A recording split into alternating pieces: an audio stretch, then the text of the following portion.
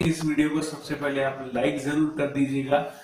और अगर आपने हमारे चैनल को सब्सक्राइब नहीं किया है तो हमारे चैनल को जरूर सब्सक्राइब कर दीजिएगा, क्योंकि हम इसी तरह के इनोवेटिव आइडिया लाते रहते हैं।